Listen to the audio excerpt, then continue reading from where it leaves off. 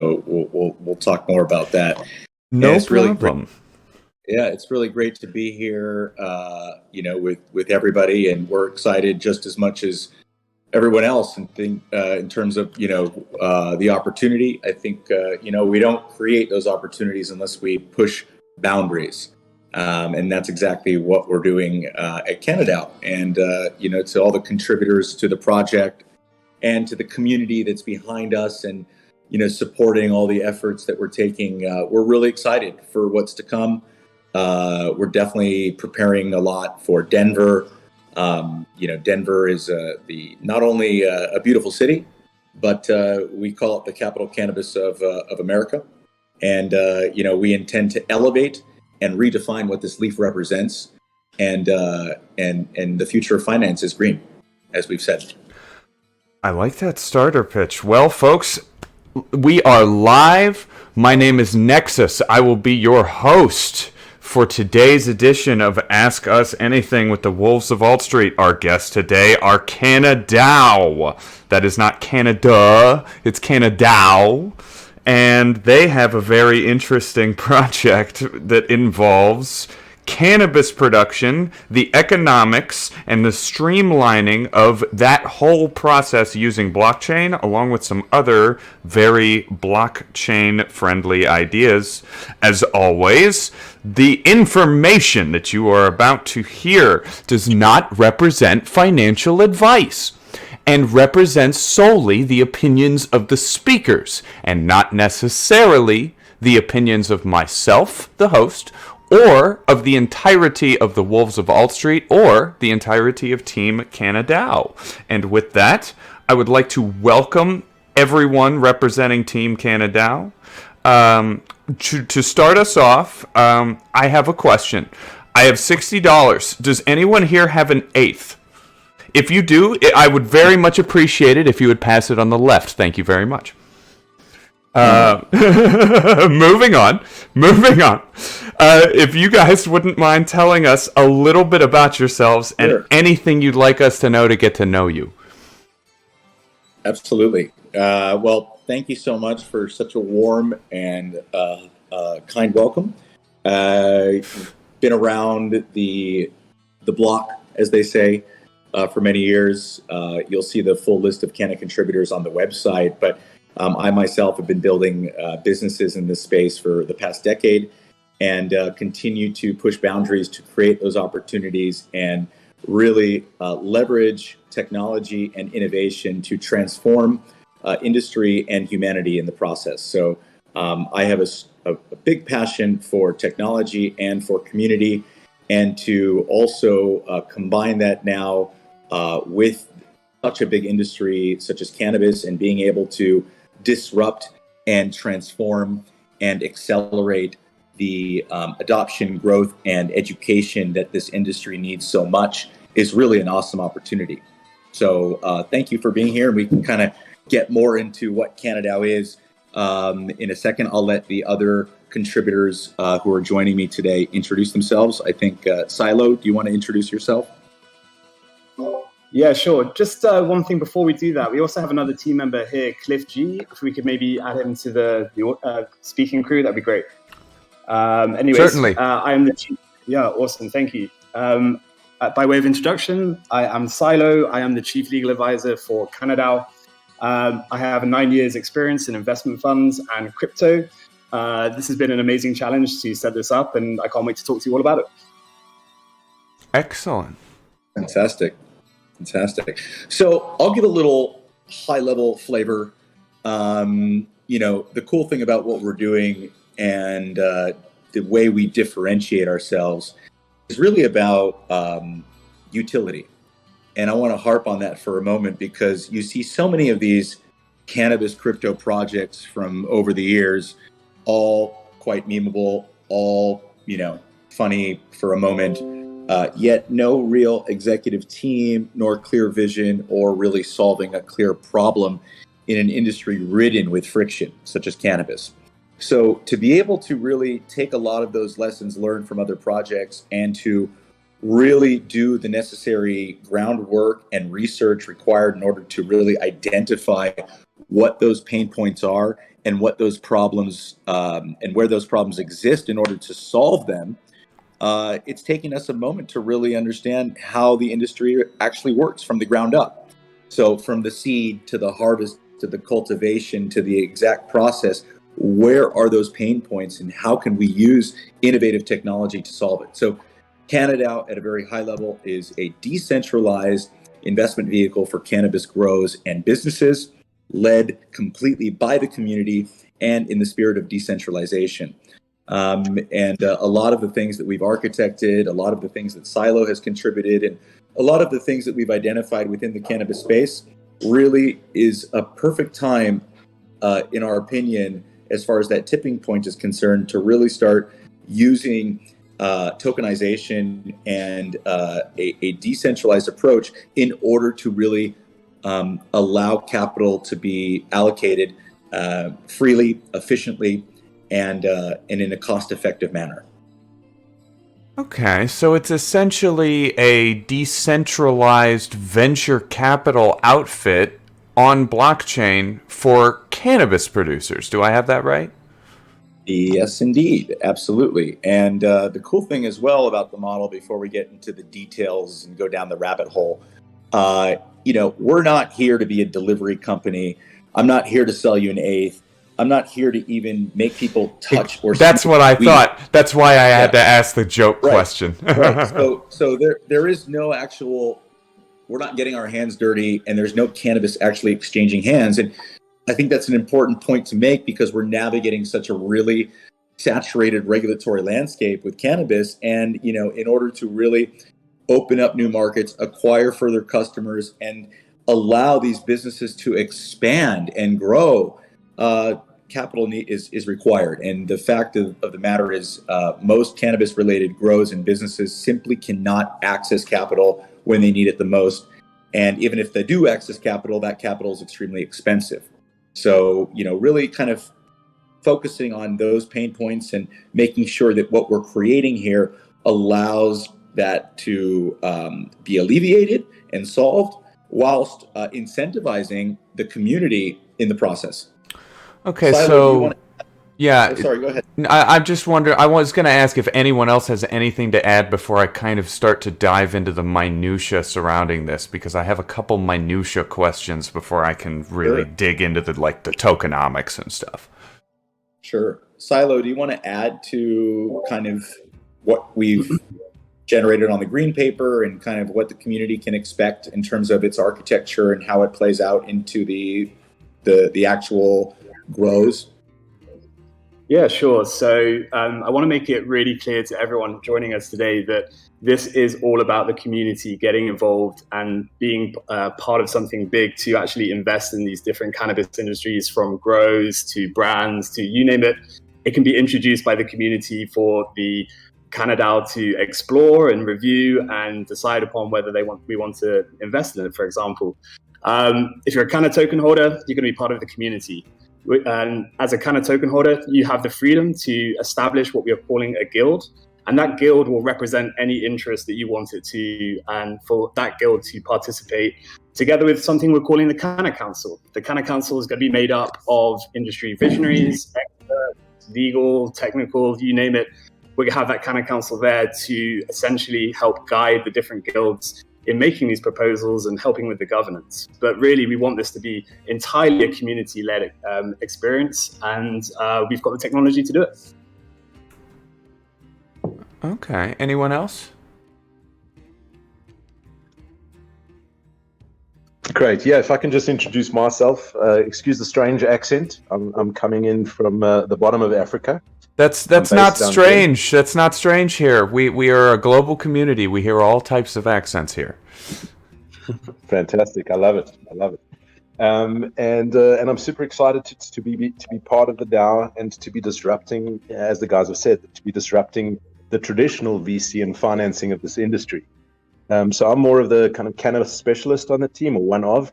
And to give you a little bit of a background into me and what I've been up to, I'm very much immersed on a day-to-day basis in the industry here, primarily in Southern Africa, although I do have activities going in Israel and Europe with companies that I'm assisting and consulting there.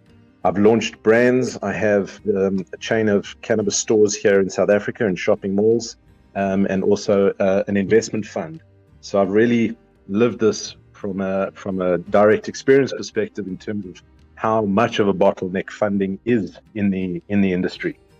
And also, I just wanted to make the point that cannabis is a very people get very passionate about cannabis, and it's very much about the community. I don't have to tell you guys it's puff puff pass, I think that being based here in South Africa, where we have a long history with cannabis and a long relationship with the plant, that there's a lot of opportunities that require funding, and I'm excited about proposals that will come from the different regions around the world through the guilds into the CannaDAO, and I think it's really going to disrupt what's happening in this industry and in this space. Well, for myself, I'm often considered by some to be a cannabis addict because I've been a fan of using it for so long, but I've also had anxieties that medications and prescription drugs caused more problems than they solved. So in my personal case, cannabis was very much a social vehicle, a community vehicle, and a vehicle to enable me to think differently. Right. I mean, look at the fact of the matter, and the facts don't lie. I don't even like drinking. Right. Cannabis is truly saving lives and transforming various industries. Like, put pharmaceutical aside for one moment, but hemp, the most powerful plant in the world, mind you, is being grown to clean up the air quality. Hemp is being grown to replace concrete. Hemp is truly transforming and really changing industry right before our very eyes. And the cool thing is, hemp is not going down. There's not going to be a crash. Like, cannabis is growing, and markets are adopting it, and regulation is opening up, and innovation is really accelerating a lot of the different angles and things that cannabis can do, and from textile to loads of things. So the list goes on, and obviously the benefit for us is we're sitting at the top, and really with the community supporting the efforts, and with the Canna Council acting on best interests of the members of the DAO, especially to make sure that the treasury is being utilized in a very revenue generating manner. We have a really good setup, and I think the cool thing about the Canna Council that maybe Silo can allude to a little more is how it's being structured as one of the first Wyoming DAO LLCs, which is pretty avant-garde. That's true. That did just pass Wyoming's legislature. I remember that happening. Very interesting. Yeah, I mean, for me, this is our chance, being both in crypto and cannabis, to really be forward-thinking in terms of how we can structure this for the benefit of the community and to make it as decentralized as possible. And Wyoming DAO, Wyoming itself, has been very forward-thinking in introducing this legislation. So I want to introduce it for the community and use it for our benefit to not only push forward crypto legislation, but see how we can use it to really make this project a truly decentralized platform. Okay. Well, before I get into the minutia about the tokenomics and the actual governance process for the CannaDAO, I have a question about legal ramifications for users from jurisdictions where cannabis profiting, selling, any way are often considered completely illegal, completely off the reservation. Does the DAO have lawyers on call to help out with, say, a situation like that? Yeah, this is a really good point, and something that, as the chief legal counsel for CannaDAO, I've had to look at closely, because just like crypto, cannabis is completely depends on the jurisdiction and depends on the legality, right? We all know this. And yes, people do have to be careful, but the great thing about CannaDAO is that we're not touching it, we're not smoking it, and being in a decentralized manner in the way the platform works, we really want to open access and to anyone globally as much as possible. there will be some protections in place. We will, offer some guidance to those jurisdictions where it is dangerous to be involved with it. But we are looking at increased legalization globally now. I mean, even Thailand, for example, is now allowing residents to apply and get licensed to start growing. So whilst maybe there are still some jurisdictions, for example, Singapore, where it remains dangerous to be involved in cannabis, we are really in a position to start riding that wave of legality, and CannaDAO is the best place to do it. And well, if I may, let me put it to you this way. I live in what I would call a backward jurisdiction within the United States, one of the forbidden zones, if you will. And inside of my state, there are, in fact, interstate drug trafficking provisions that cover the money supplier. So, in a sense, if Canna tokens in any way represent the proceeds from cannabis production profits, then if I were to sell Canna tokens inside of my state in some way while living here, that essentially represents me cashing in on the proceeds of interstate drug trafficking. So that's the reason why I wanted to ask that, is because it's I'm thinking as an investor, okay, I've got some bitcoins I could trade in or something like that, but my bitcoins are clean. The moment I invest in ganja, I've kind of dirtied them in a somewhat sense. Yeah, I mean, you raise a good point, but first of all, the Canna token isn't linked directly to the assets being traded, and we're dealing with at all times licensed growing operations. And when you say assets being traded, you mean, say, a pound of pot for $2,000 or something like that. Exactly that. So in order to actually participate in the yield, there's two things here. First of all, you have to be involved in the governance of the actual DAO, be involved in voting and proposing different investment proposals. Secondly, we are going to be very careful, and at the point that any distributions of yield returns are made to those who participated in the DAO, there will be introduced a KYC process for that, just to protect the community, but also to protect ourselves. So, for example, a great example of this is if you live in the UK, it's actually prohibited to invest in recreational cannabis, but it's not prohibited to invest in medical cannabis. And we're actually working with a law firm in the States called Venables. We're also working with a Portuguese law firm who are helping us to build in these protections for both the investors, but also for the CannaDAO itself. So obviously we're dealing with a lot of different jurisdictions and we have to be careful. So Absolutely. We want to cover as much as possible. Mm-hmm. Okay. Well, with that bit of minutia out of the way, let's get into some tokenomics. Walk me through the process of trading my crypto for Canna governance tokens.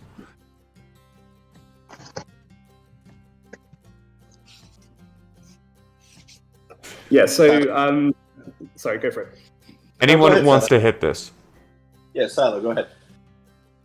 Yeah, so first of all, this is going to be firstly sold via Copper Launch, which is a Dutch auction process. We're looking for doing the token sale on 420, which is very appropriate for cannabis. I was just going to say, that's appropriate.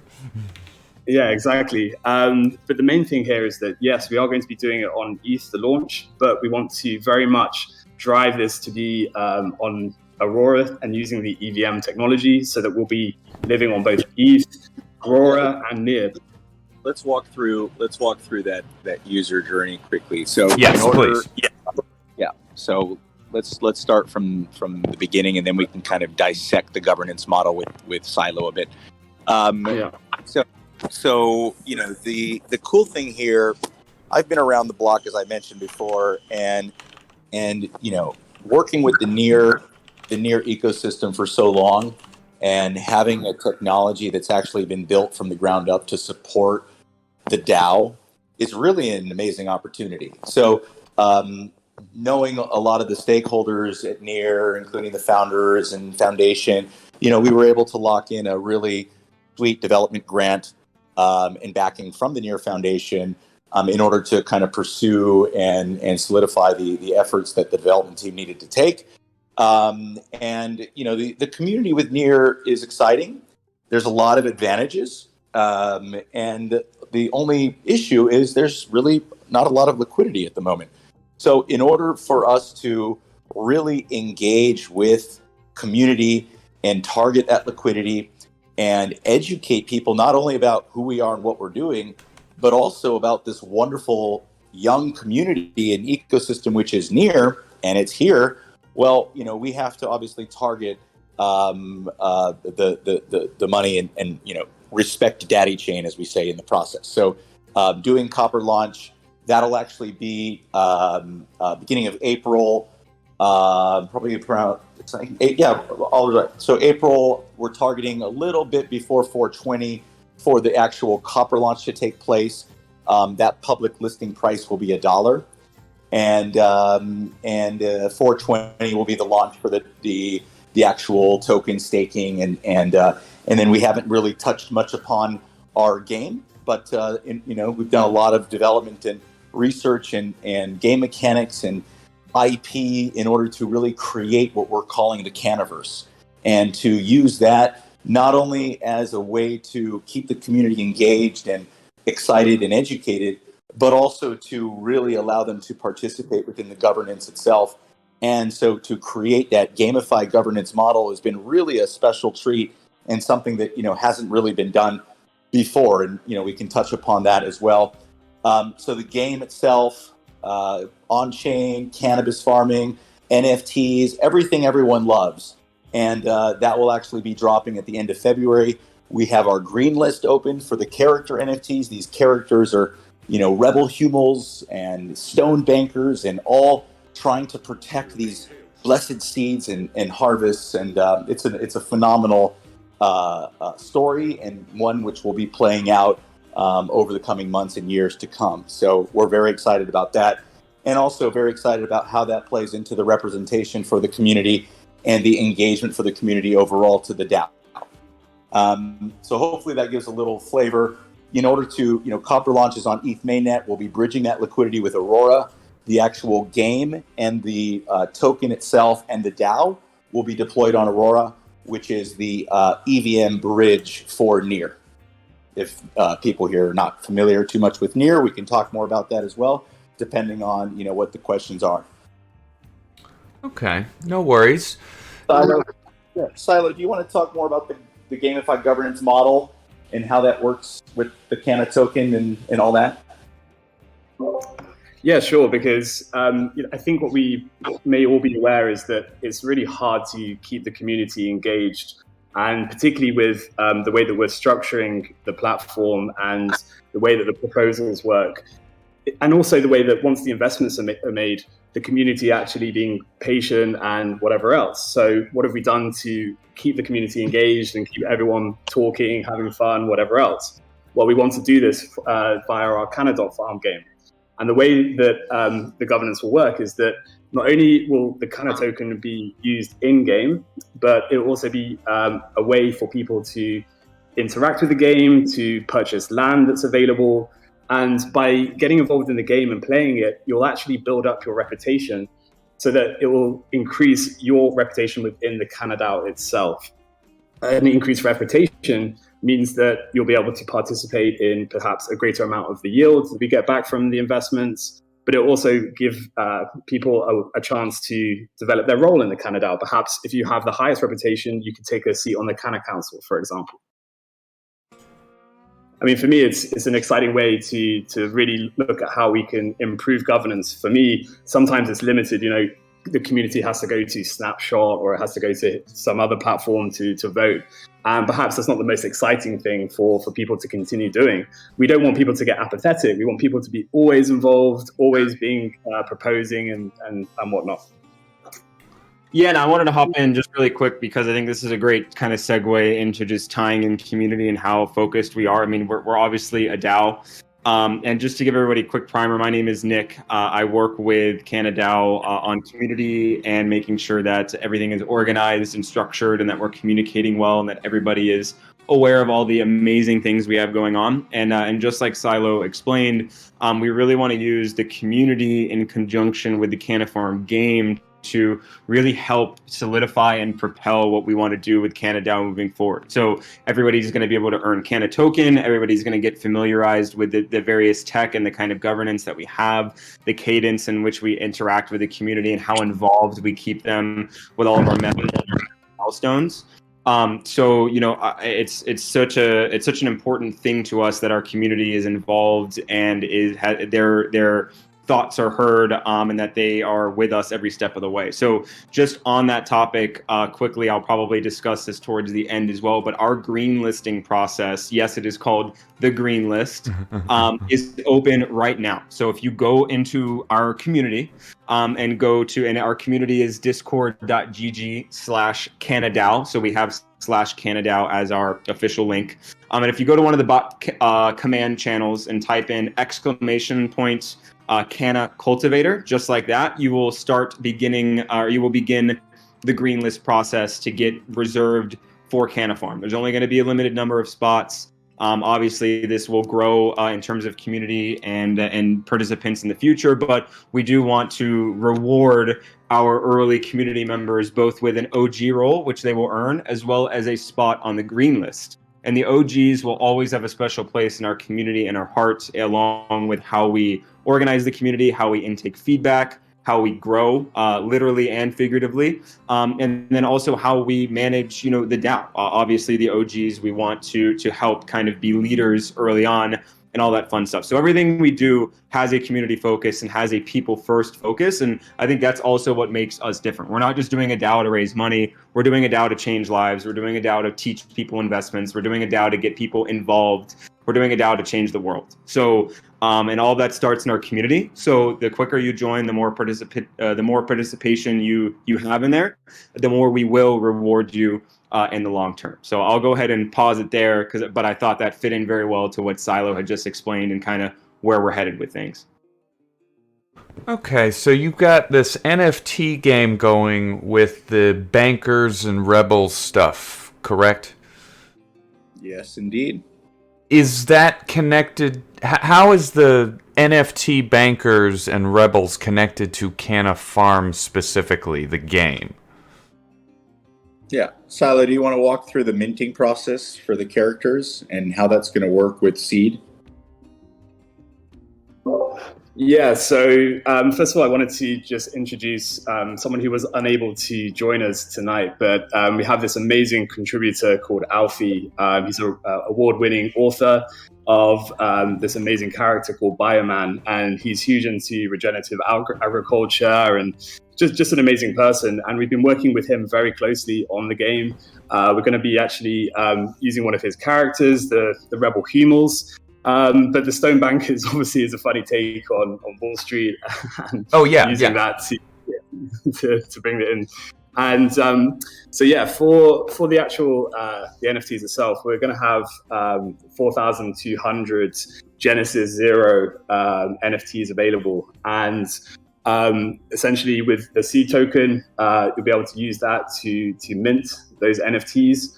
But the cool thing is it's almost like built on sort of a wolf game concept where these NFTs are going to be battling each other, right? Yeah. So the Stone Bankers come in, these nasty bankers are trying to foreclose on cannabis growing essentially, and then the Rebel Humans come in and want to teach everyone how to make a better world through sustainable growing, etc. Yeah, and the stone banker can be staked in the protection program to safely earn seed and pay a tax to these Rebel Humals anytime that it claims its seed earnings. And if a stone banker is unstaked from the protection program, the Rebel Humals try to capture all of the accumulated seed. And when a new stone banker is minted, the Rebel Humals attempt to kidnap it. If they're successful, it's given to a randomly selected Rebel Humal. So there's a whole tutorial and there seems to be multiple risk layers to this. Yeah, risk exactly. Layer. Yeah, exactly. So go ahead, Oliver. Yeah, so that's exactly right. We built in the risk layers to add that kind of battle element. So depending on what you mint can depend on whether something can be taken from you or you can win something, for example.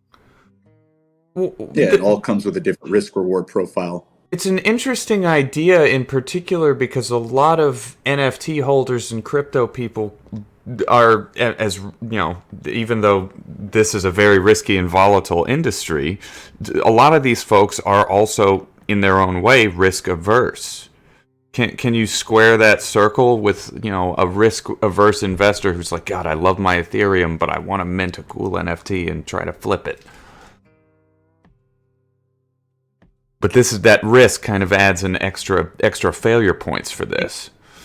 I think maybe focusing on the risk may be the bad kind of optic here, because I think the whole point of the game is to introduce the CannaDAO in a very fun, enjoyable, and playable way, in which people can earn and then accrue value, and then it immediately ports over to the DAO in terms of the token, in terms of governance, in terms of participation. So the game is merely a starting point that offers the community a way to get involved, B, a way to potentially accrue value at an early stage, and C, a way to interact with the DAO in a way that familiarizes them with our functionality without confusing or going.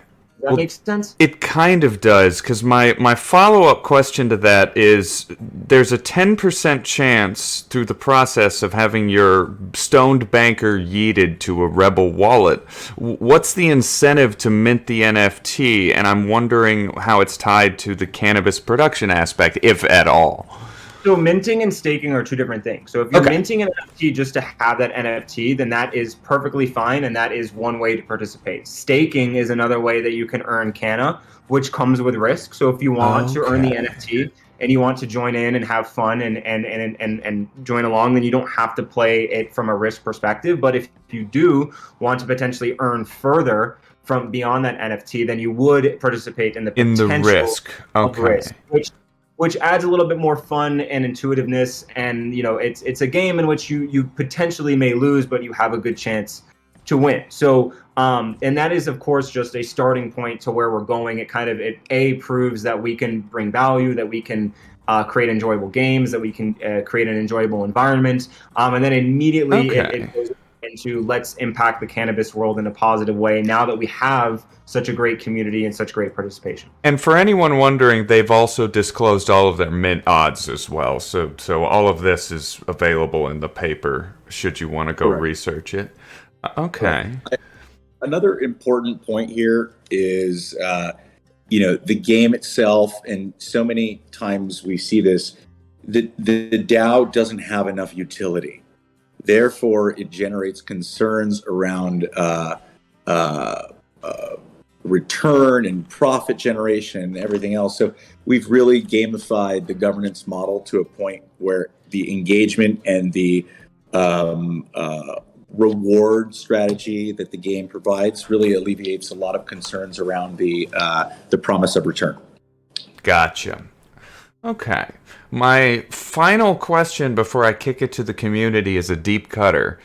It involves the motif that you guys are going for, the kind of rebels versus bankers thing in the NFT project. I understand the rebels now to be a little more eco-friendly than they seemed to be initially in the literature that I was reading. At first, they seemed rather pirate-like. Okay, my question is, I understand sort of going for this combination Wall Street drug cartel motif, like the rebels being kind of woodsy pirates and the bankers being shady makes sense if we're just going for a weed-themed crypto staking game. But I feel like that theme, going that direction, runs somewhat contrary to the mission and ideal. Totally. Thank you so much for identifying this, because, and I wish Alfie was here. Unfortunately, he's not. Maybe if we have a follow-up, or if you look at our social, you'll be able to kind of get more background on him. But as Silo alluded to, we have a big vision. Plant medicine is a really awesome solution for humanity, and also we need to really educate about nature and how to defend against the evils of nature. And so by harnessing plant medicine, by doing this correctly for cannabis itself, it will allow us to almost create this virtual environment, this biophilic ecosystem. So cannabis as the start, cannabis as the first, hemp as the core of the Cannaverse, and then as you see the story grow and as you see more feature sets, this will actually merge into what we're calling the bioverse. And in the bioverse, there'll be a lot of regenerative farming angles and connectivity to the actual grows and harvest. That is a road mapping and long-term plan, but we do have the right experience and people on the team in order to carry out that vision and really make it a beautiful experience, not only in terms of commercials are concerned, but in terms of actual education and really able to show how powerful nature is and how we can use it. And there's a lot of things happening, especially in the U.S., as far as this, $1 trillion regenerative farming bill coming in the next couple of years, 500 trillion, I think it is, as well as the banking, big. So we're here to really leverage that and move into this more nature-driven quest of really harnessing those plants and being able to create that biophilic ecosystem that we need to exude.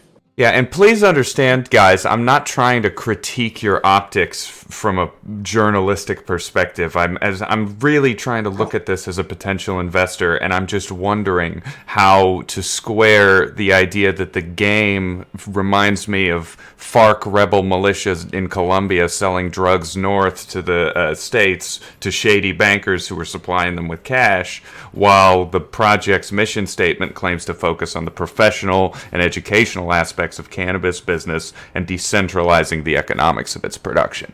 I really like that dichotomy, and I'll explain that dichotomy really quick because I didn't get to talk about it earlier. Yeah, please. For so many fucking years, and excuse my language, decades upon decades, we've had this stigma, this whole pot smoking, gun slinging, gang banging, gateway drug, pot will make you lazy, don't do this, it's bad for you. All of this media and all of these negative things that have been put behind this leaf. So every time somebody hears about cannabis or sees a leaf, they're automatically associating with something negative. Well, you know what? This industry has advanced and matured so drastically, as well as crypto, mind you. So now we're at a point where it's so big and it's undeniably transformative, where we can now do things in a much different way, and we can redefine what cannabis actually means and represents and how it is symboled within the actual media. So we're on a mission, and we're involving the right people in order to kind of really change that approach. And yes, we need to talk about this stone bankers and cartels and all this stuff, because that's what we know. That's what we associate cannabis with, and it's wrong. It's wrong. And it's so wrong.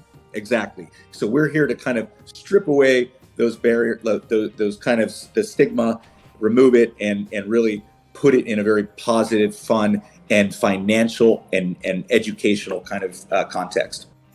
Yeah, and if I may hop in here too, because I joined the project after Eric had already, given me the vision and kind of, this is well before we were even this far along. So I kind of heard it from vision to where it is now, and it's actually like what Eric says is kind of crazy, because I am an avid weed enjoyer as well, marijuana enjoyer myself, and to hear someone be like, this is what we're going to do for the industry. We're also going to do it with an education perspective. We're going to destigmatize all the negatives that have been running around, and we're already talking to / partnered with some of the top minds in the space, business leaders that are already successful, that have proven worth and value time over time again. So when you kind of piece all of that together from a retail perspective, for someone who drives and builds community for a living, that was fascinating to me, because it hits a lot of my ethos. It hits helping people, it hits educating people, it hits taking down, with the lack of proper communication that we've been forced to deal with for the past 50, 60 years with marijuana being evil or being demonized, and to hear someone who already has the connections, who can get it done, who is bringing everybody together, who got an amazing legal advisor, who got amazing cannabis advisors, and all this and that, and the next one. It's very rare to see a team fly this quickly and actually put all of this together in a short amount of time. And I'm not saying that because I'm part of the team. I'm saying that because I watched the team grow from a retail perspective, whereas everybody else is kind of just hearing about it for the first time. So someone who does this for a living, this is one of the more put together DAOs and projects I've ever seen. And they're already taking proposals from profitable businesses in the marijuana industry to start putting DAO capital to work as soon as it comes out. And then when you start factoring in the game and actually wanting to increase community participation rather than just a vote every other week, to me, that checks all my boxes. So I know I'm kind of just, I'm on my soapbox right now, but I'm a retail guy. I'm an investor without a life-changing sum of money. And I'm very excited about CannaDAO from my perspective. So I just wanted to share that with everybody because it can sometimes sound different from the top up or bottom up. So true. All right. With that, unless anyone has any other comments on sort of the cartel versus green energy dichotomy, I'll kick it to community questions. All right. Fair Dave UA is our first questioner. They're asking two questions. First question, how will you deal with the cannabis industry according to different laws in different countries? And how can you undercut the illicit market? Right. So great questions. The interesting thing about the illicit market is the fact that we don't really understand this, and Clifford can probably allude to this more than I can, but 90%, if not more, of the cannabis industry in America alone is black market, right? Fact. I mean, just to fathom the amount of opportunity that is upon us once Biden, if he ever remembers his name, of course, but once Biden actually makes this federally legal, or the lady that replaces him once he passes, unfortunately. Sorry, just had to make that political statement. That's okay. Then we're looking at immense liquidity being put into this space, and the fact of the matter is we're catching it just in time. And as far as the regulation and navigating that, I'll touch upon it quickly, and then Silo can maybe speak more if necessary. But the cool thing about the law is that if you really read it carefully and you really, really understand it, you'll know how to navigate it, and you'll know how to walk alongside of it. Not to avoid it, to be creative when you're approaching it. And the cool thing about the law as it stands is, possession is illegal. Dealing and distribution is illegal. Importing is illegal. Anytime the cannabis actually touches someone's hands in an illegal manner, in a jurisdiction that doesn't allow cannabis to enter its borders, well, then that's something that needs to be taken into account. And in this model specifically, there's no cannabis crossing any border. There's no cannabis touching anyone's hands. And there's no cannabis actually being delivered to anybody's door. So, maybe if Silo wants to allude to that a little further, we can go down that legal rabbit hole again, or we can open it up to more questions. Well, we do have more viewers now, so I just wanted to remind everybody that crypto doesn't exist in any one central location. It exists on the chain. So even if a user from Bangladesh sends me $5, they didn't send them $5 across, 20 different national borders in order to reach me in the US, for example. It's kind of a different universe. Yeah. One of the beautiful things about DAOs is their transnational nature. The fact that we can link up everyone from the entire planet to participate in the community is just one of the fantastic things about blockchain and crypto, and why I think this CannaDAO is so important. But I've got just one last point in that, we are building into the governance rules that any proposals that the CannaDAO enters into will have to be with those who are properly licensed, who are properly DD'd. We're not going to be searching out any illicit activity here. It all has to be above board and licensed and correct, so to speak. Okay. For Dave's second question would be, how can you resume your Oh, hold on. Let me try to rephrase this. I got you. How can you have the educational tactics of CannaDAO overcome socio-cultural prejudices in terms of attracting financial institutions to believe and invest in the cannabis arena? the industry is blooming. Does that make sense? And the maturation process is only growing. What I mean by that is it's an interesting time, and we're realizing, and yes, it's a battle. Yes, it's going to be a challenge. And you know what? If it was easy, somebody would have already done it. Somebody would have already done it, yeah. Yeah, the fact of the matter is it's not easy. It's the elephant in the room that nobody wants to punch in the face. Well, to be honest with you, I've tackled extreme stigma in various other industries, in other high-risk markets for the bulk of my career, and I have dedicated myself to this plant and to being able to tackle one of the world's biggest problems. And once we do tackle this as a community, we'll be able to really look back and say, you know what? What a phenomenal way to really increase awareness and adoption and to allow that educational process to occur. I mean, yes, this is not going to be a simple process. And you know what? It's going to take an army. And an army is what we'll create in order to really transpire this message and deliver it in the appropriate way possible. And that's not by targeting stoner culture. No. That's not by being a pot coin. That's not by being a THC chain. That's not by doing anything that's been done before. It's by changing the way things have been done completely from the bottom up and doing it in a way that's delivered positively and in a format that allows community to really drive the way decisions are made and growth to take place.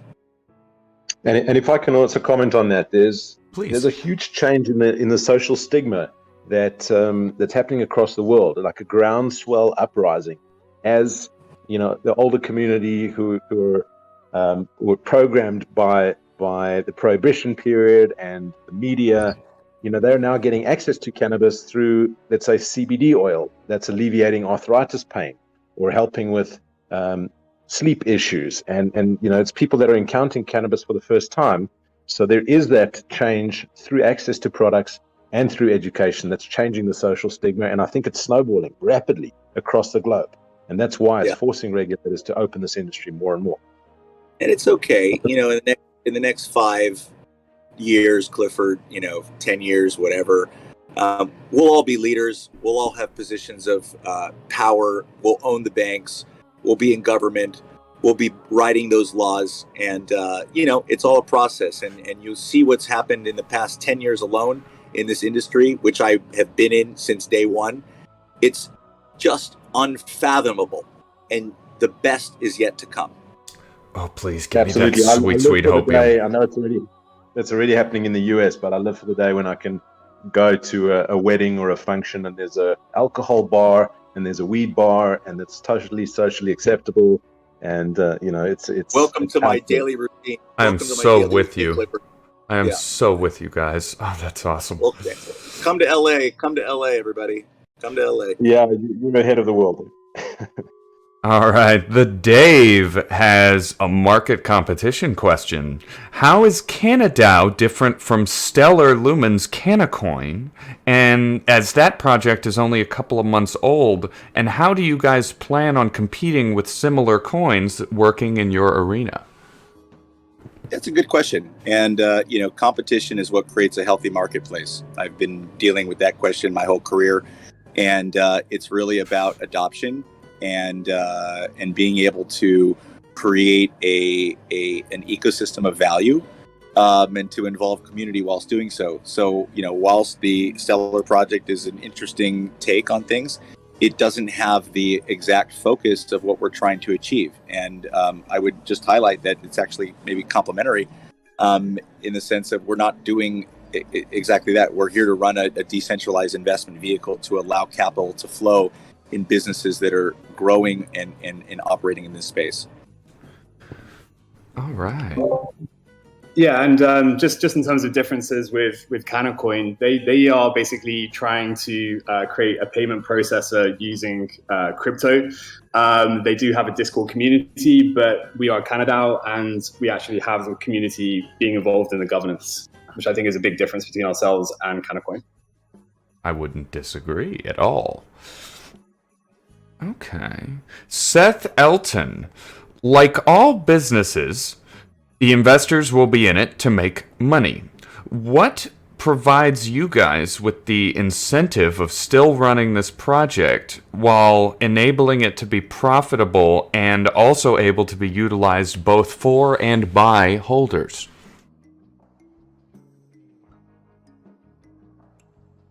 Essentially, I think he's asking what you guys are doing this for. Are you guys getting paid by the DAO?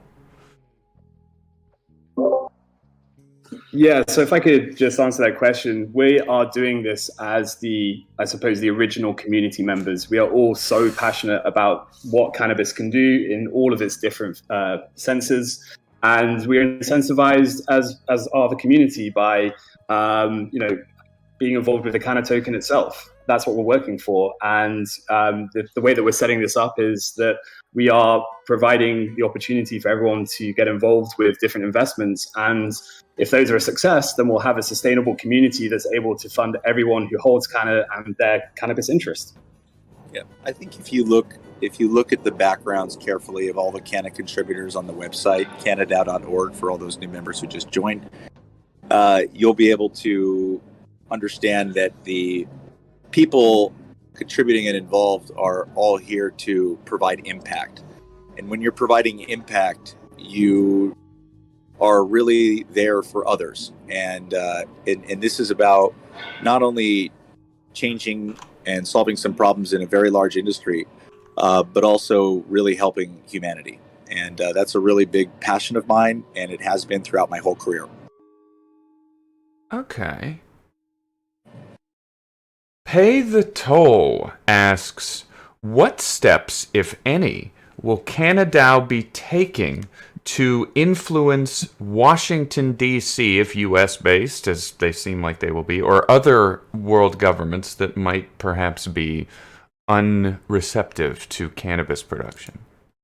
Well, I'm sure when I get into a room with them, they'll drop their pants. But other than that, there's a really big process to undertake, and being a leader in this space myself, and speaking from experience, and changing perception for over almost 2 decades, it requires a lot of hand holding, as they say in the UK, a lot of chin wag, a lot of chin, and it's a bit of a dance and a prance. But the cool thing about where we're at right now is that before, those cycles took a lot of years, a long time. Now those cycles are very accelerated. As you see these quick little cycles in crypto, this is exactly what we're talking about. So we're not looking at a long time for this to take place, but you see from the contributors there, for example, John Matonis, number 3 in Bitcoin, wrote the interchange rules for Visa. He walks into a room with a central bank or anybody of authority, and they'll get him a double espresso, right? So we've done our homework. We understand what it takes in order to actually change that perception and implement these values and really drive the model forward. So we're all working together in order to really make that a reality. I guess a follow-up to that, put the same question put a different way. Are you guys going to hire lobbyists? That will be something that the Canna Council and the members will vote on and work towards. But that is something that the Canna Council will probably end up doing. Okay. Correct. Cool. All right. So in the region that I'm located, we're already doing that to a large extent with a number of African countries. The view here, and in fact, our president here in South Africa did his State of the Nation today.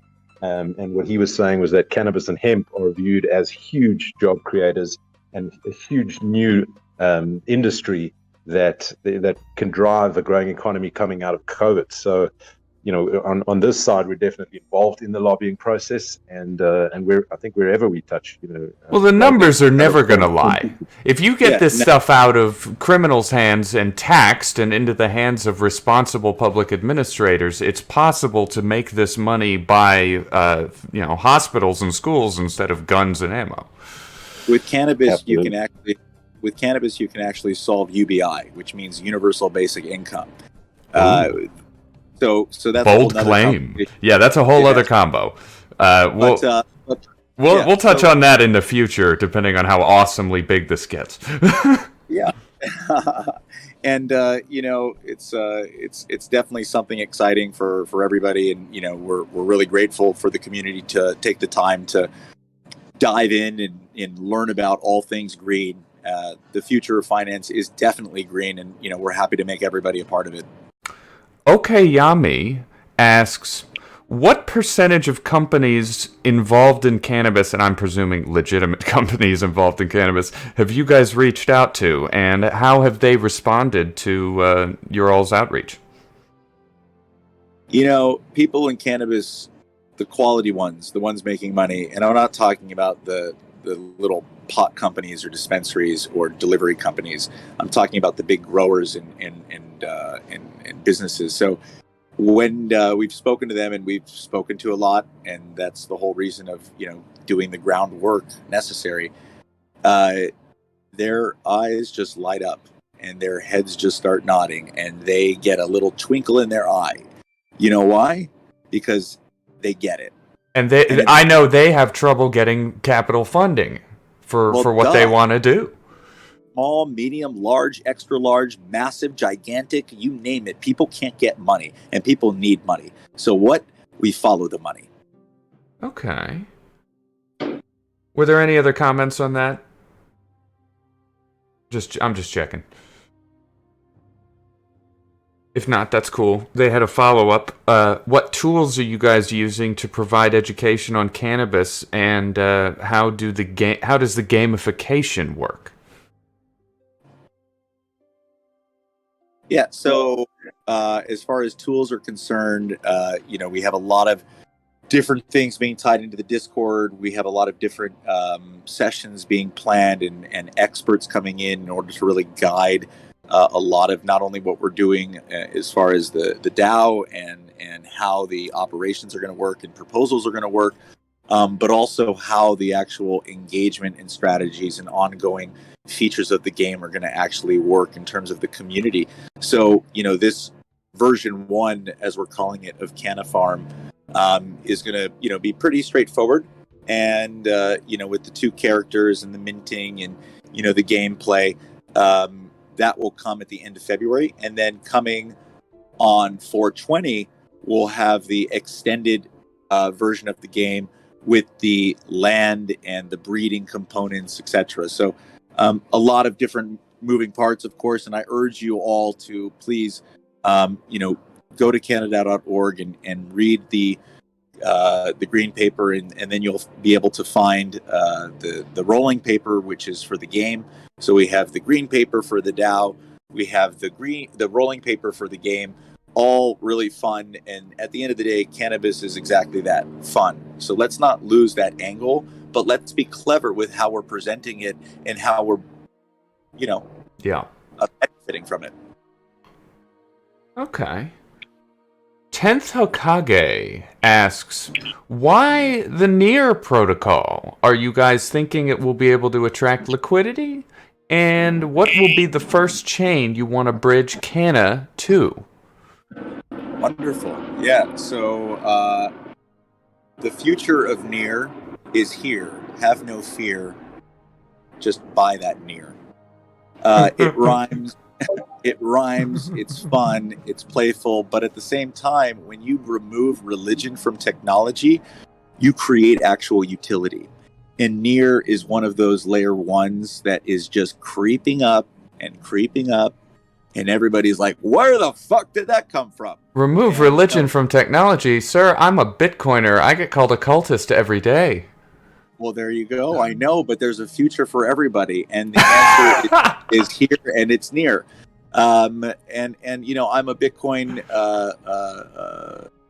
born baby myself. And, at the end of the day, we need to really unlock the value of Web3, and NEAR has been specifically built for that purpose. Okay. And the cool thing is, as well, is I predict, or at least if I had a time machine and I go back in time and this were to happen, if Near were to launch at the DeFi boom last March, or at least like, a year and a half ago, they would have taken all that liquidity from Avalanche, Polygon, Solana, maybe even.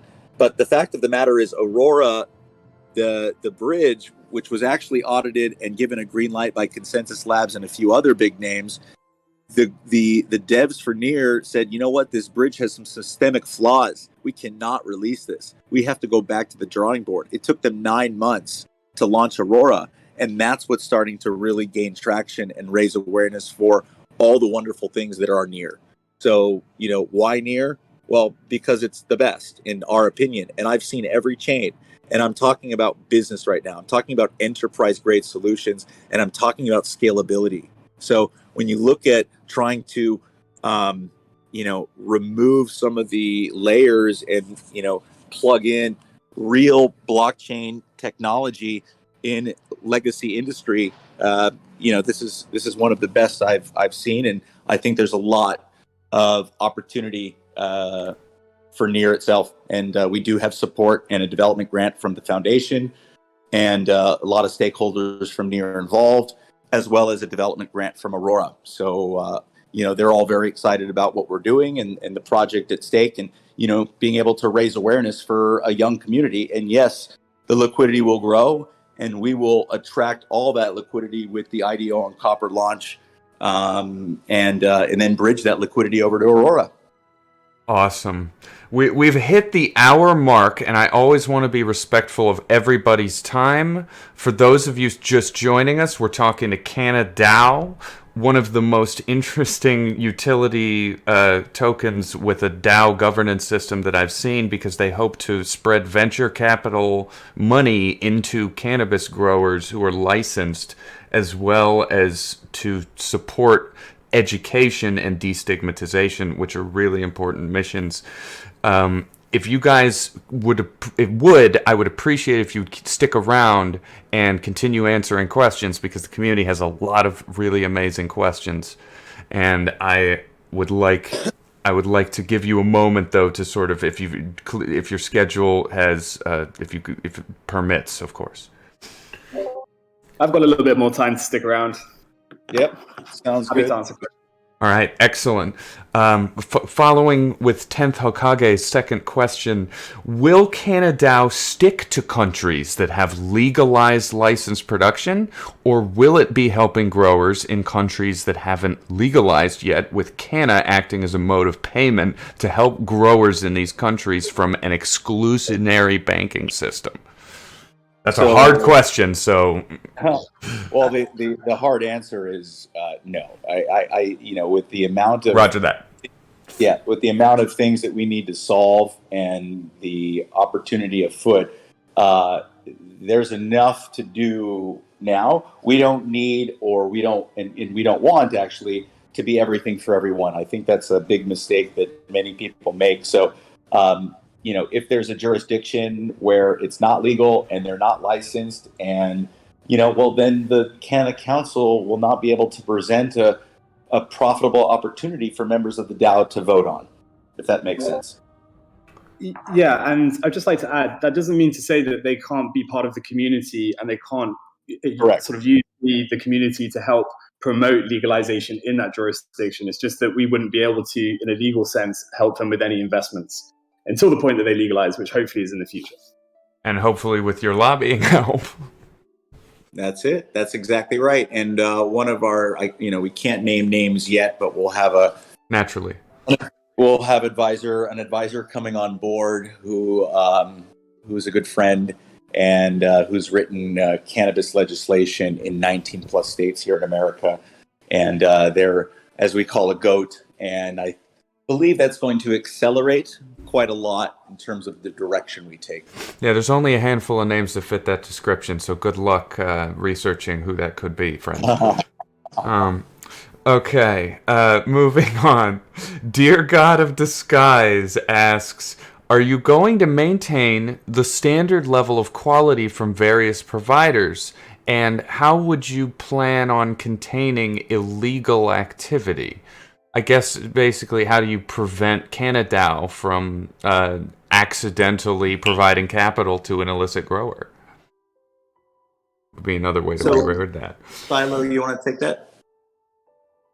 Yeah, well, in the first instance, this is literally the main reason why we have the Canna Council in place, because it's going to be made up of industry experts, legal, technical, growers, those who are really, really experienced in what it takes to be a part of this industry. And that's going to involve doing due diligence. That's going to involve having to go and visit these grows, make sure they have the proper documentation in place, make sure that the quality is what they say it is. And, the community can do it, the community can help us do it, but also we need to have that sort of level of protection in there to make sure that we don't enter into anything that we shouldn't do. And I'll just sort of mention the fact again that we have other law firms who are advising us, and they will help us and the Canadao with the due diligence that we need to do to make sure that any agreements we enter into are appropriate and fully legal. Awesome. This follow-up question. Nexus? Oh, yes, sir. Hey, can we just get a time check with them to see how much time they got? Sure. We can try to get through as many questions as possible. Sure, yeah. How long can we keep you guys to answer some questions? Well, you have me locked and loaded here. I don't know what else to do. I think he's just anxious because the pace is we're steady, but it's lagging. As long as you guys are good to get through. We're trying a new method here, and we'd like to get you guys through at least all the questions that are pinned. Sure, yeah. We're here in the spirit of community and decentralization. Beautiful. So, Yeah, no problem. Thanks. Beautiful. I would say this is one of my favorite Ask Me Anythings that I've done so far, so happy to be here. Absolutely. We appreciate that very much. I know this community gives it all. It's their all every single time, and we love it, and we're grateful for them for it. All right, continuing on. Dear God follows up, since CannaDAO is going to be like an angel investor, there would be a chance of default, or at the very least, in my mind, damages from some producers who might be up-and-comers. Are there any plans to help minimize damages, and what would be the recovery mechanism on a default? Yeah, I can answer that question. As I mentioned at the start, I've been heavily involved in investment funds and other venture capital firms before in my legal career. So, what we're doing here is we are bridging crypto to the real world. That does actually involve having to set up entities which can enforce contracts that we enter into. And, there are different kinds of transactions we can enter into, but the normal state would be that some security is agreed. So that could be over the land or the property or something else which is satisfactory to ensure that if there is a default, then we can make sure that the CannaDAO is properly repaid for that. Okay. Wang, I believe is how you pronounce that, or Juong, asks, can you briefly describe your partnership so far, or up-and-coming partnerships? Yeah, so partnerships is a very broad... It is broad. Broad language.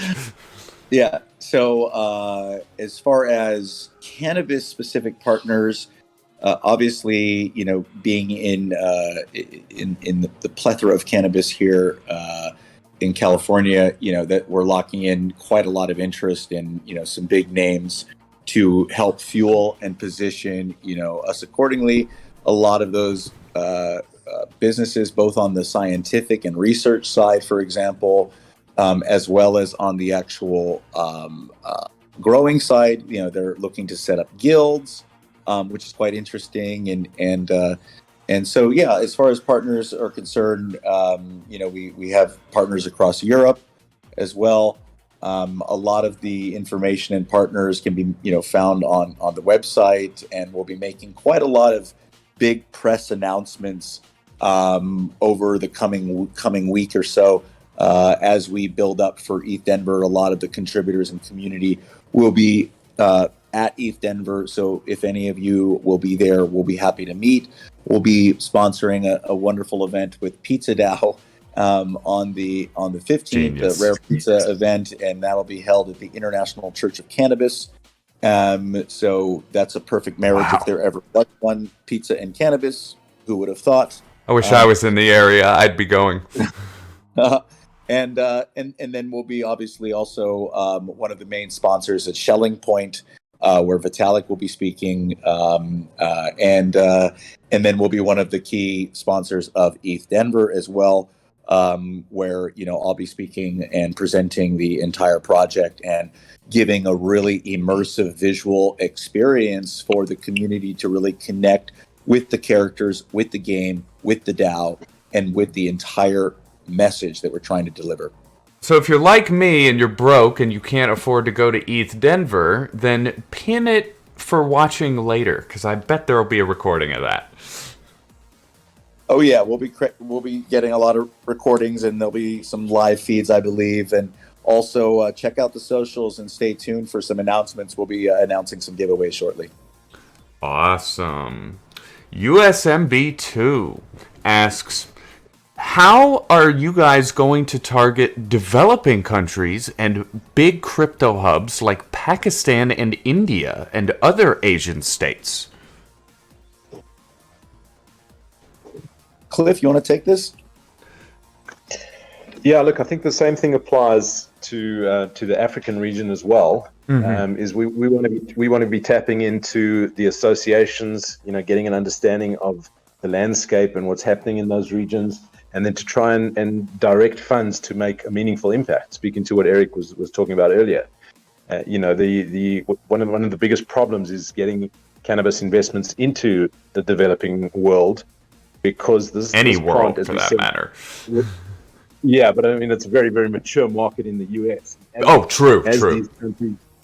As these countries open up and the regulations allow for it, we want to be participating and helping to direct funds into that region, because it really, really is a game changer.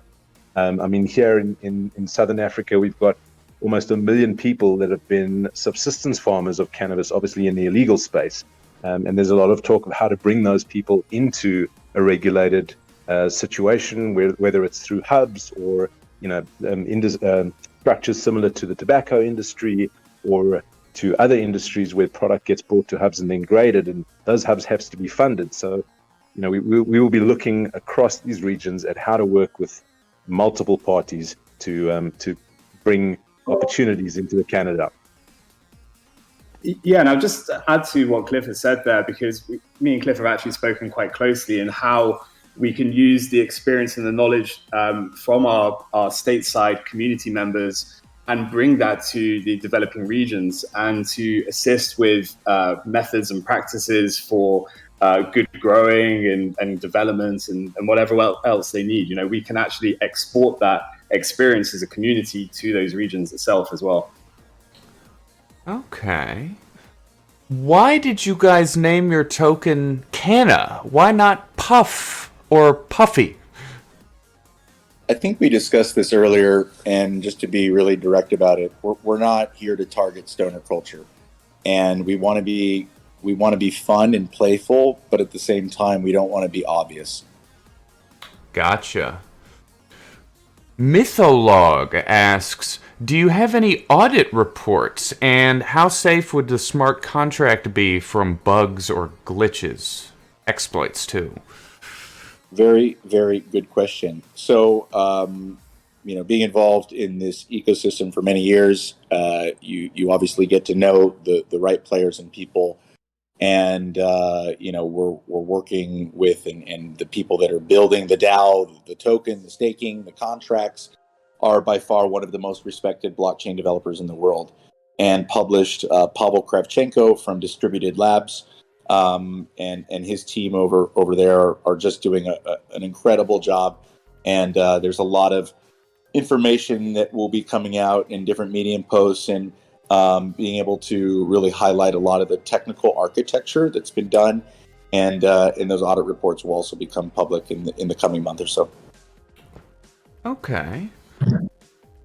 Master Halo 40 asks, how can you guarantee that CannaDAO, business in the finance industry and the cannabis market, will continue to grow and have more partners with time? And in the same way, I'd like to know what specific features that holders of the token can participate in through a DAO. Oliver, do you want to talk about the features quickly, and then I'll talk about why cannabis will not crash? Awesome. Yeah, great. Exactly. So yeah, the features that Canna token holders can participate in. Well, we have on launch staking for Canna token holders. Then we have the DAO and governance participation. So anyone who holds a Canna token can set up a guild. They can participate in proposing various cannabis interests, anything that they want to do to introduce to the community. It's all going to require the Canna token, but at the same time, if those proposals are made and you hold that kind of token and you've been involved in the government, and you will qualify for incentives and rewards paid out by various cannabis investments themselves. Okay. Over to you, Eric. Okay, so cannabis. A dirty word, no? Wrong. It's not a dirty word. It's actually a really exciting opportunity, and it needs to be really drilled and redefined. So the fact of the matter is, whilst we're doing that work, the wonderful thing is the market is only blooming. Blooming means growing, and it's something that's it's hard to comprehend. And you look at cannabis because of what you know and what we all see. Oh my God, it's people smoking pot. Oh my God, it's a dispensary here on the street. Oh my God, whatever, pharmaceutical. But there's so many other industries that you're not thinking about or understanding how transformative cannabis will be for, or hemp itself, or what, doesn't matter. Anything related to the actual plant. And the target, I think what we're saying on the research, it's growing right now at this is just North America alone, mind you, $8 billion a year. $8 billion. God, no, there will not be a crash. This is why it's an amazing opportunity to leverage crypto and offset it against something that is consistently growing. Eric, sorry, can I bring a practical example to what you're saying? Please. So there's a company that I've come across here recently that has produced a hemp milk. So we all know that milk alternatives is a very big trend, as people move to to more plant-based foods. So that hemp-based milk has a potential offtake agreement with Starbucks. And they need funding to actually bring the product to market. Now that's a perfect example of how maybe under a hemp food guild, that project could be a proposal could be put forward, and the CannaDAO would fund that and bring it to the world. Wow. So, talking to your point, that could be a very good example of how it's got nothing to do with cannabis's stigma, but it's very much on trend and can be enabled by the DAO. I have hemp matcha every morning here in LA. I love it. And if I could just add to increase market growth, well, we just need to look at how the regulatory landscape is actually developing and changing. I myself am based here in Europe, based in Barcelona, and right now, obviously, medical cannabis and CBD and derivative products are huge in Europe. But we are seeing a wave of legalization and increased talk about recreational cannabis also being legalized in the near future. And of course, as Cliff has mentioned, that's also happening in Africa. As I've mentioned, we also have Thailand looking at growing cannabis. So, the market is just going to keep on growing. It's going to keep on blooming, as Near Ape says. Beautiful. Notice Nexus, how many times when Silo speaks, he uses the word near. Yep. True. It's my favorite protocol. It's my favorite protocol. I love it. So, big investor in it. Okay. A follow-up question to the whole sort of raising public eye and awareness. Maria asks if the team has any plans of partnering with Canada LP or US MSO to roll out the tokenizing to help Canadao familiarize itself in the public eye and crypto market. Would love to talk more, Maria. Yeah, I think that would be a good conversation to have, and help us in the community to access that. Would be awesome. Yeah, and they have a sort of non sequitur follow up. How does the NFT categorize? Which I think they really mean. How are you planning on marketing the NFT? Are you going to bring in a famous? I know you said you're not leaning into stoner culture, but they're wondering if you're going to mint a famous strain or a brand or celebrity. We have some big brands that will be coming on, but initially we have some great advisors. We have Trippy, who's joined the team of Canna contributors. Trippy has the largest psychedelic in plant medicine and regenerative farming across all his socials. He has a massive clubhouse. He's a very influential person in the NFT space. He's behind the Ross Ulbricht NFT project and a bunch of others. So we're really excited to have him really just validate everything that the community and the people are doing here collectively. And there's going to be a lot of cool things coming, and will be presented at his gallery space at ETH Denver. So those that will be in attendance, happy to meet you there. Okay, but yeah, that's so they're going to be leaning into entrepreneurs and professionals versus, say, Snoop Dogg and Cheech and Chong. Yeah, again, I really respect Snoop Dogg, and I also respect Cheech and Chong, and they're actually going to be part of this Pizza DAO event on the 15th with what they've got going on their NFT side of things, which is quite an interesting thing that we might. Well, yeah, consider. You can distance yourself from stoner culture without separating from it, of course. Correct. Yeah. And they've all gone through their own maturation process, and the thing is, with those types of partnerships or angles, we are here to accentuate and provide opportunity for all. We don't have to target ourselves, stoner culture, but the great thing about what we do is that stoner culture and those businesses who need that capital can come to us for it. Okay, cool. We have a fun question next. THSCO91 asks, I like to roll it with cigarette tobacco. Is that wrong? Alrighty. Right. I love this. This is my favorite question of the entire Ask Me Anything. And my suggestion is to only use American Spirit Yellow. Anything else is bad and not worth it. And make sure you also, this is the trick, the ultimate trick and hack. Not a lot of people know this, especially if you're in the North America region. But get the activated charcoal filters. They're normally used for pipe tobacco, but if you use them to smoke your spliff, it's the most amazing experience.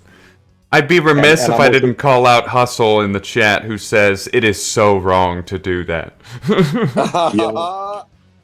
Guys, I have to say I'm uniquely qualified to comment on that because I have a herbal alternative smoking blend, which says don't mix with tobacco, mix with our product. I need to try that. Sorry, Niraj. I support Cliff. I also use a herbal mix as well with my spliffs. Cliff, I'm going to send you my details. I need a whole carton, please. An entire crate. No problem. We'll be right over. There you go. Okay. Awesome. All right. Smokers Solving out. problems. Solving problems and being innovative. That's what we do here. I was going to say that's what most of us would like to do in the crypto space, but that's neither here nor there because we're full of scammers whose problem they have is that I don't have enough money and I would like to have yours. Exactly right. Smoker Thou asks, let's say I'm a complete newbie to crypto, but I've got years of experience growing cannabis. How could you explain the benefits of CannaDAO to me in a simple manner that would get me hyped to get on board what you guys are offering? If you don't have experience in crypto, this is the perfect project for you because you now have the opportunity to use your experience in cannabis, your years and years of growing and the knowledge that you possess in order to empower a much larger community and to participate and be incentivized by all these wonderful businesses and having crypto now in order to actually use as that utility and means of growth and to harness your own financial freedom is really an awesome opportunity. So I commend you, and I'm excited for you to be participating in the CannaDAO. Oh, that's cool. And I've no doubt that that a growing guild will be one of the first to be established. There you go. You heard it here first. All right.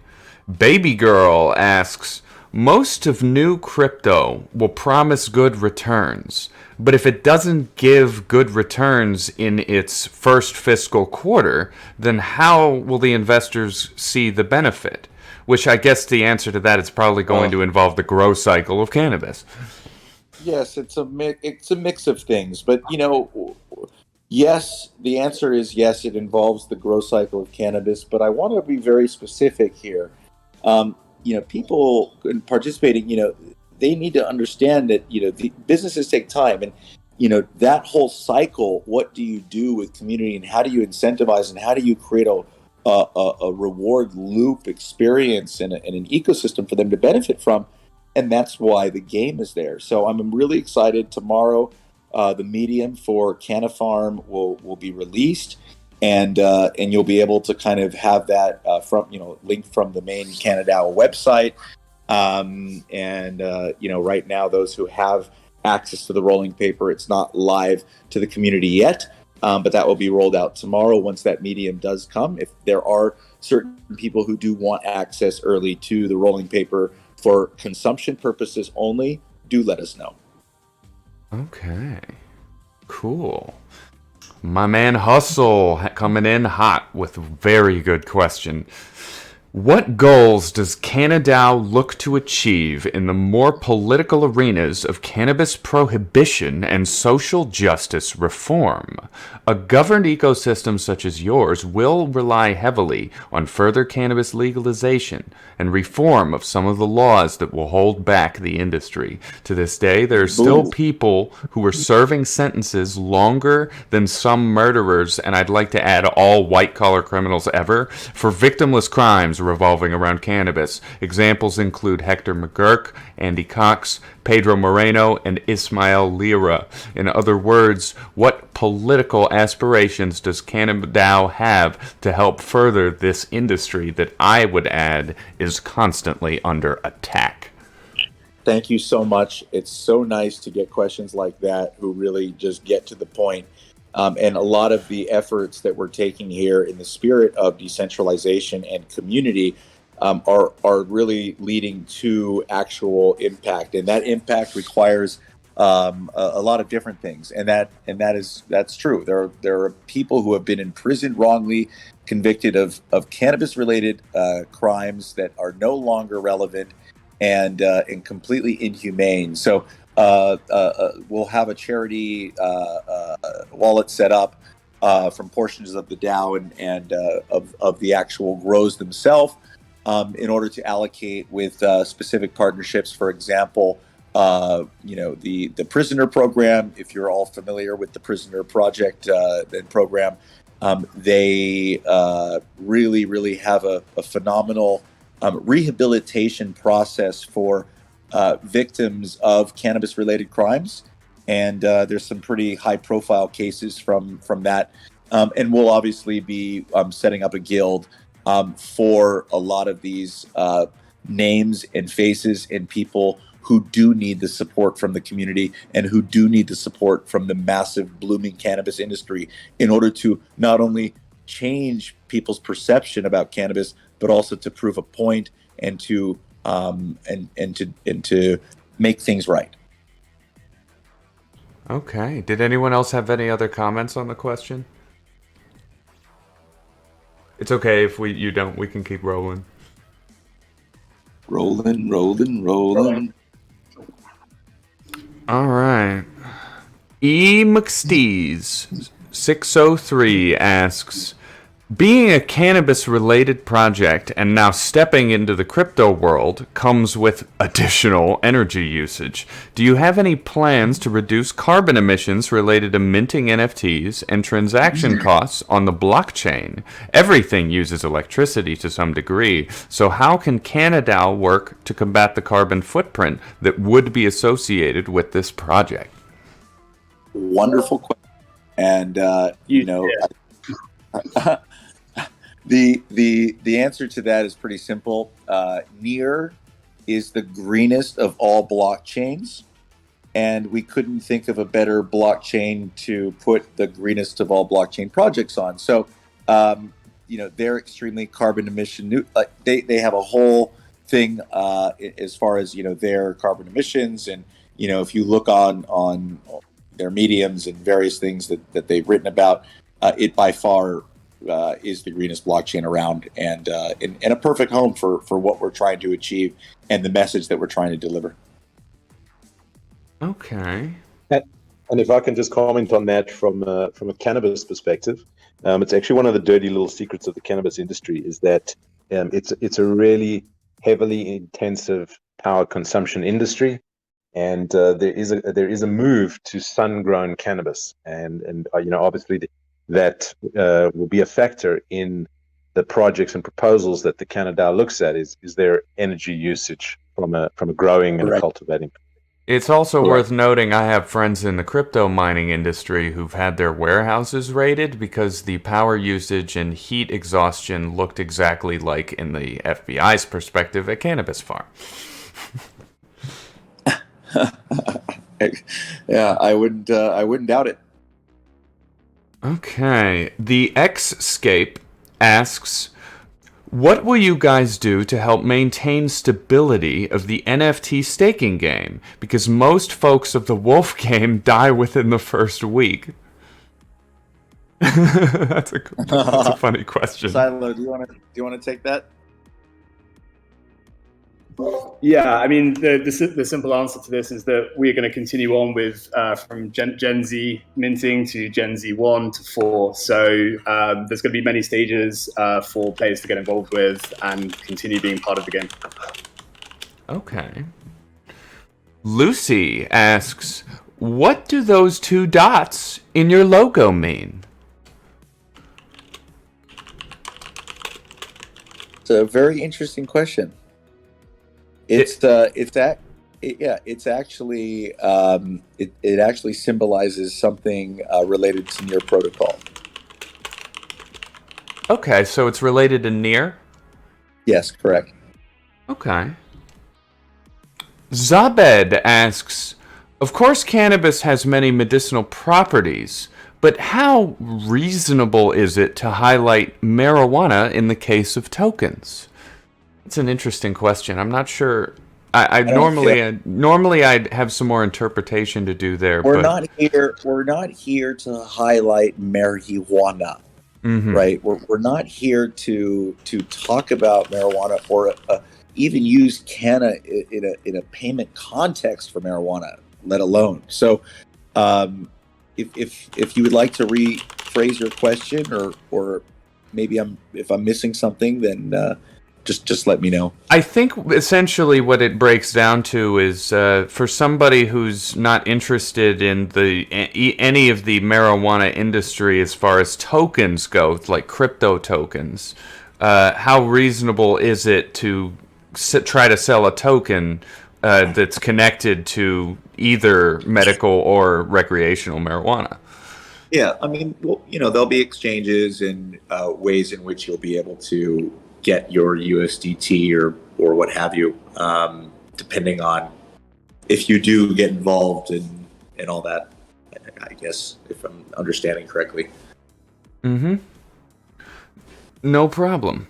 All right, my man Sarge, 13 Bravo, here with a banger.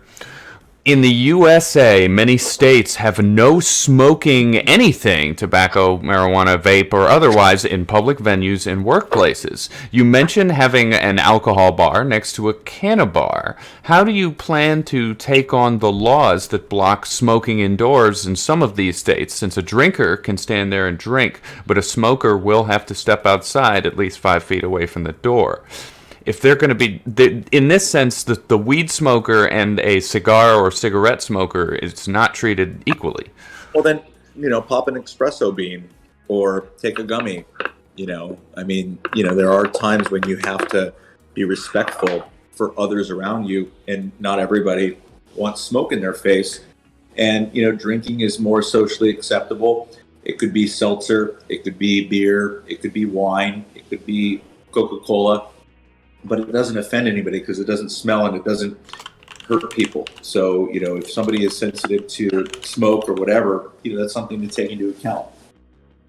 Yeah, so on that point, there's a huge move to different delivery mechanisms in the cannabis space, and the edibles are on the rise. They already make up, I think it's close to 50% of ingestion.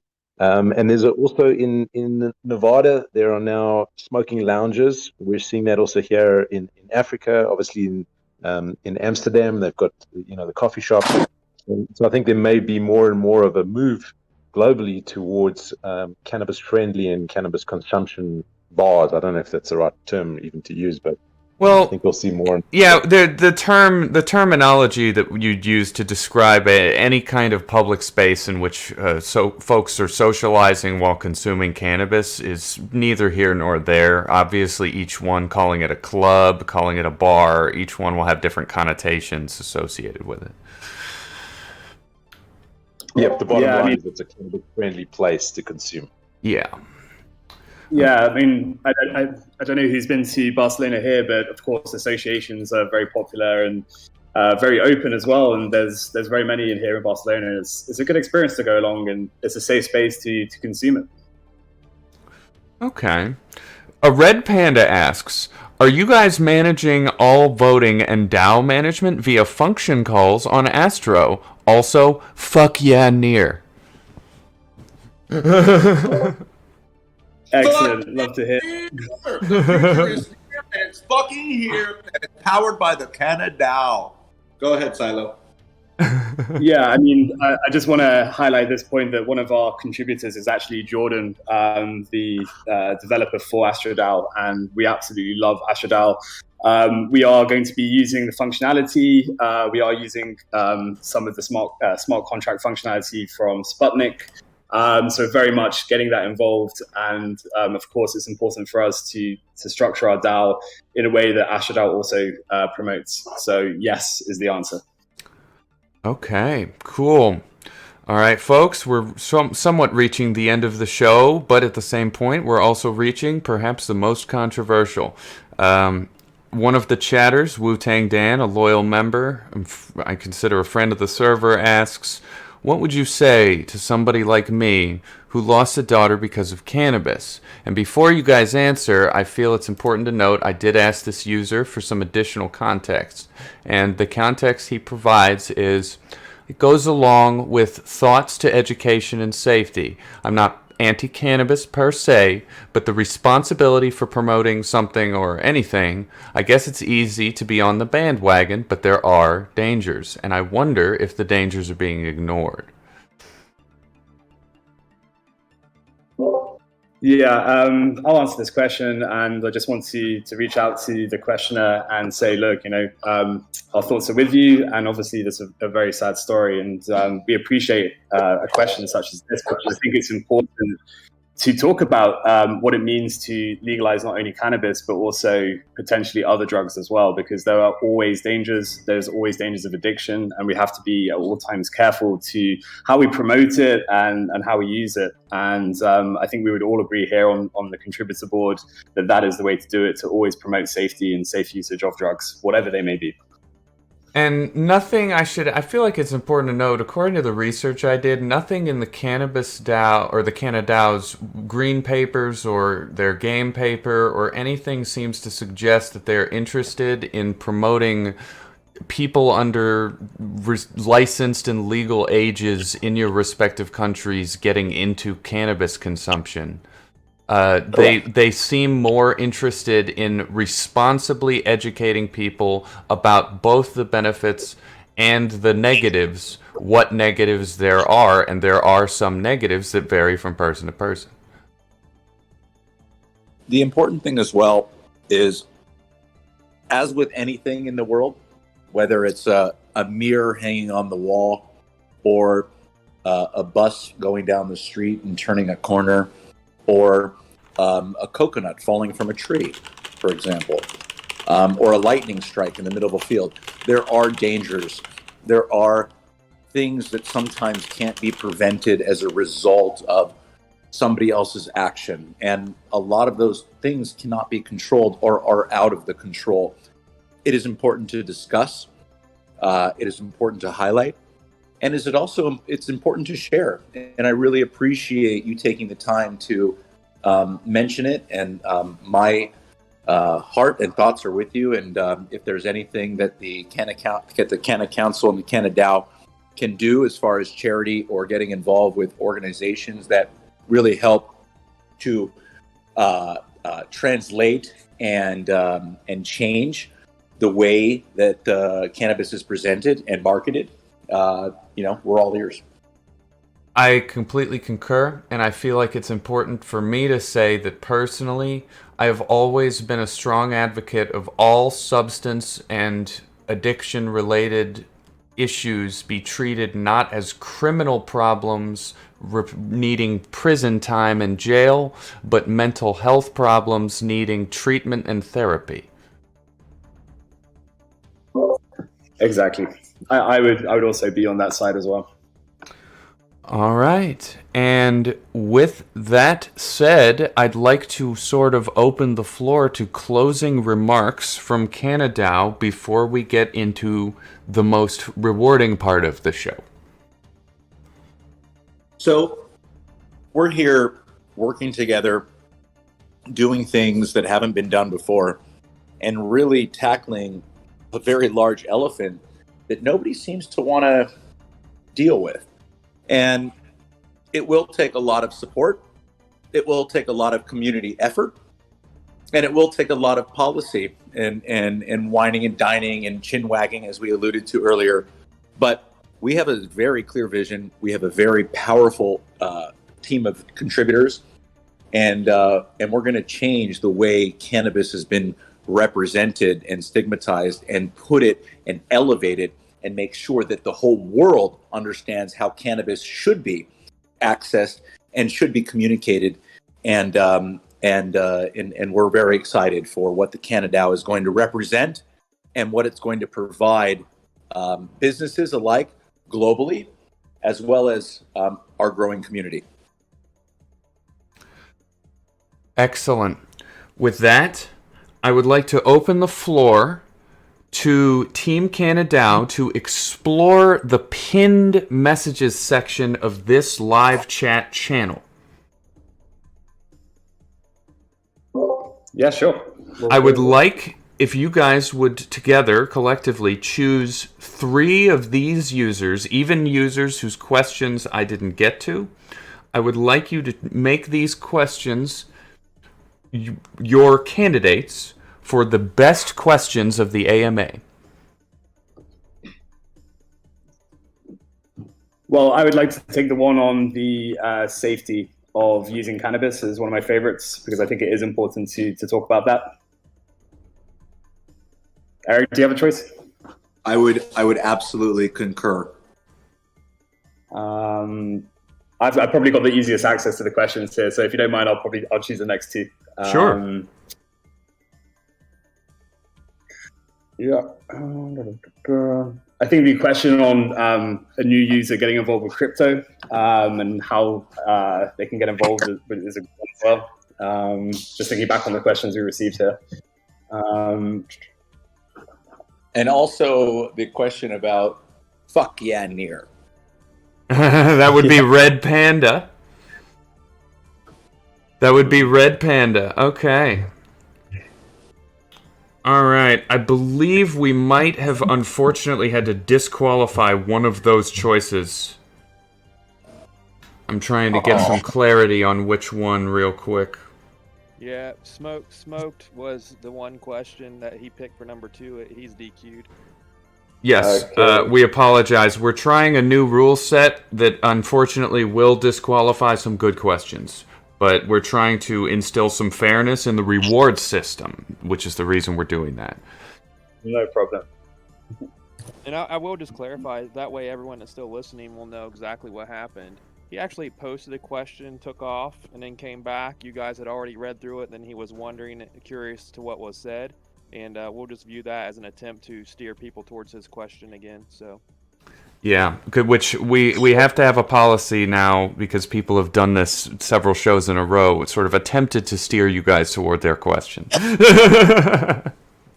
Okay, I've got a final question then. It's from E. McStees. It was the question about energy usage and do we have any plans to reduce carbon emissions? Because that's top of the list with Very good. Yeah. Got it. You got it. If they want, do you want to let them grab the next 2 since they're on their game here? Absolutely. You guys are on your game. We would be happy to give you guys full reward authority. So if you guys want to pick 2 more users as well, go for it. Sure. Okay. Yeah, I actually, just because I'm a lawyer, I think the question on are there any chances of default from some producers and any plans to minimize it was a good one because it's a very good question. My answer was about ensuring that we've got security. That'd be Dear God. Dear God of disguise, yeah. Just being a typical lawyer here. Dear God, number 4. Dear God, you are our 4th winner. Yeah, and I think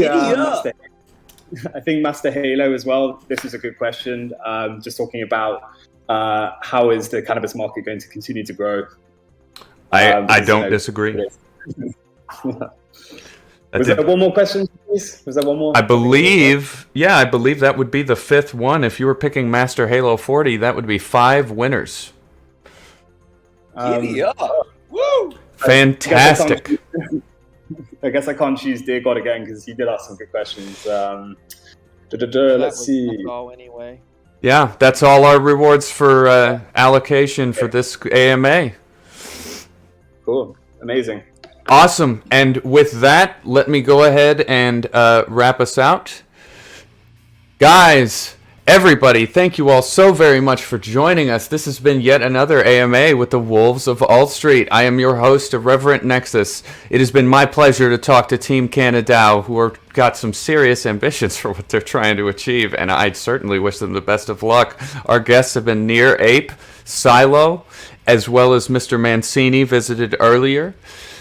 As always, everything you heard was personal opinions and is not to be construed as financial advice in any way. We encourage everyone to do your own research and check out the projects on your own time and effort. And with that said, thank you all so very much for joining us, and we will be going to the off-live discussion shortly. Thanks so much, guys. This has been a pleasure. Thank you so much. Thank you, Thanks everyone. for coming, guys, from the leadership here at woas. Thanks.